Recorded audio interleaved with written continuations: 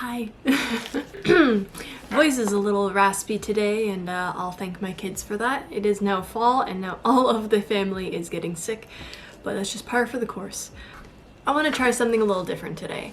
I was sent this thermal printer from Munbin, and I have a beautiful bed sheet as well as a pattern that I'm really wanting to try to see if I can recreate the perfect Kiki's delivery service everyday cosplay dress. This is probably one of my favorite comfort movies to watch, and especially for fall, I thought that it would be really fun to make a cosplay costume dress that I could probably wear every day. I am still very new to using paper patterns, as I usually just draft my own, so this is going to be very interesting and a learning experience for all of us.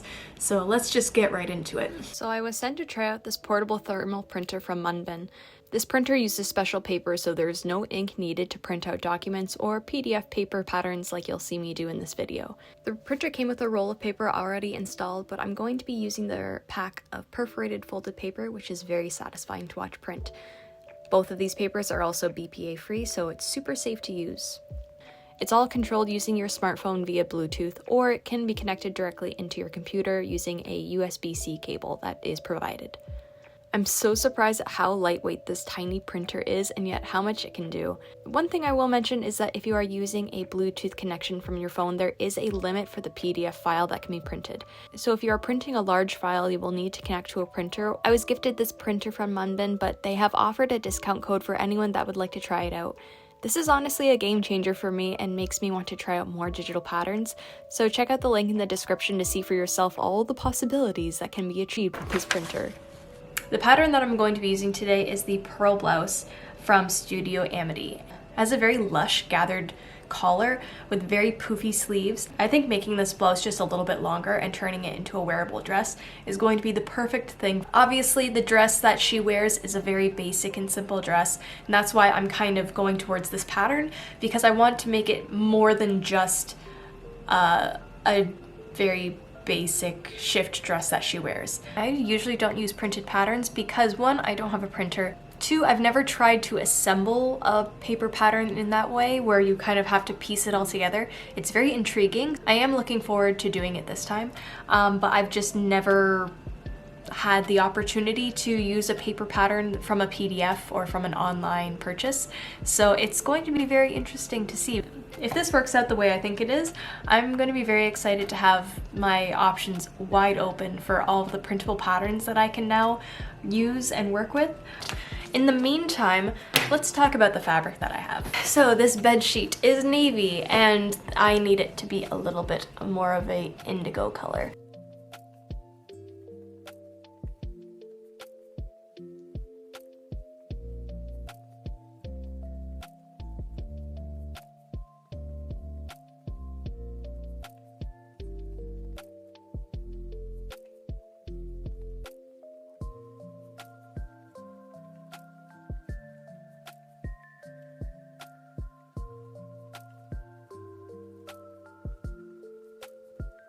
The important thing that you want to print off is a test square. See, it is 1.5 inches. The next step is going to be laying out all of these pieces into this grid shape. Tape them all together and then cut out the pattern pieces. Maybe I'll use the extra little bits that were not printed on and use that to extend all of the pieces. So I'm going to do that right now.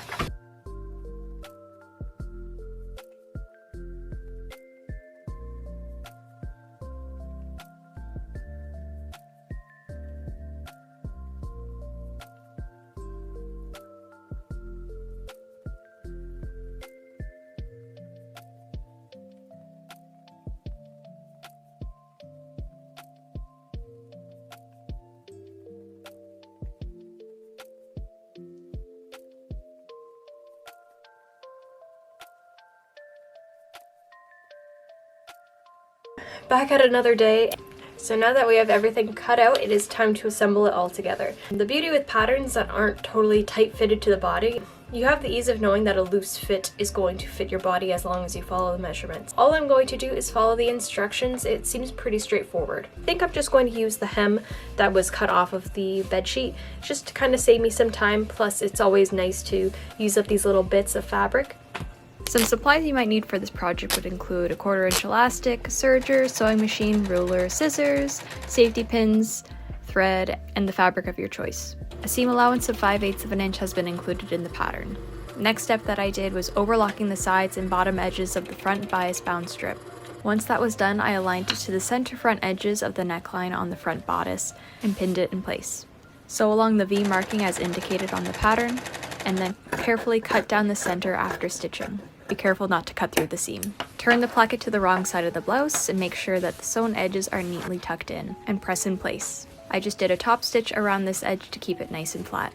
Next, I took both sleeves and pinned them to the front bodice, aligning them with the notches. Sewing them down with 5/8 of an inch seam allowance and then ironing the seams towards the sleeve. I then repeated that for the back bodice, aligning the sleeve notches to the back bodice and sewing it down with a 5/8 of an inch seam allowance, then ironing the seam toward the sleeve.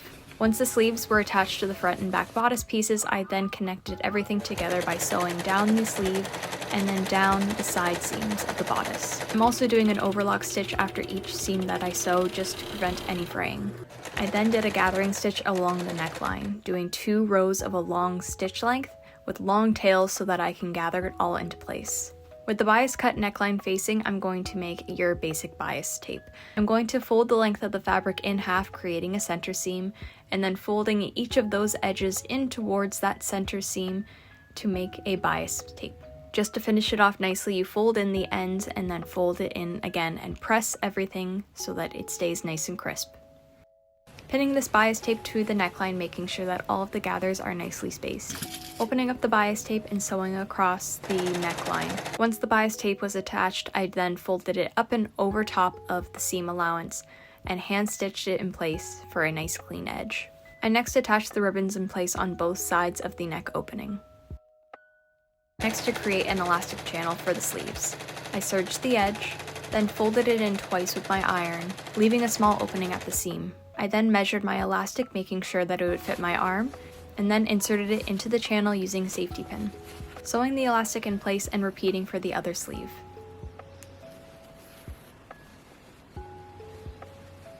Last step was just hemming the bottom of the blouse, making sure that the length was correct to what I wanted, and then it was done.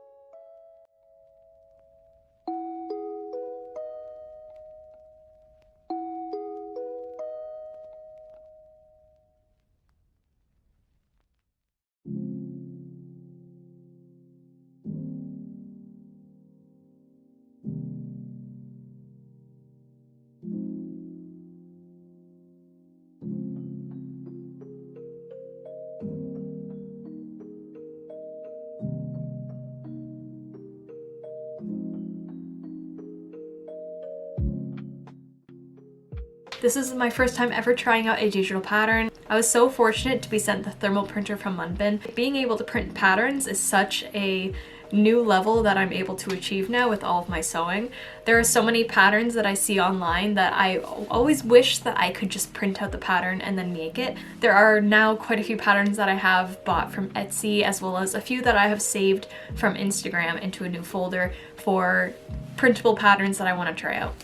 So stay tuned for that in the future, because I do see myself using this printer a lot. If you want to try this printer, you can get a discounted price. If you click the link, you can get the printer for a discounted price. I hope that this can help someone out there that was like me, that just kind of felt like they couldn't download digital patterns because they didn't have a printer or wasn't accessible for them. So now that I have this printer that doesn't need any ink, it just encourages me more to go and try out those digital patterns that I've always wanted to try. As for the pattern that I used in this video, it turned out great. I think that this pattern is just so simple and easy to follow. I did make a few tweaks here and there, but primarily everything is the same. The sleeves are the same, the top is the same. I just extended it a little bit longer to make it into a dress and then flared it out so that it had some more movement. Those were the only two things that I did to this pattern. Otherwise, this pattern is very, very nice. I hope you liked this video. I hope you enjoyed me learning how to use a thermal printer printer, as well as trying out digital patterns for the first time. I really enjoyed both, and I hope that you did as well. I hope you stick around for next week's video. There are a few things that I have in mind, and I can't wait to share them with you. So until next time, I hope you have a wonderful day. Bye.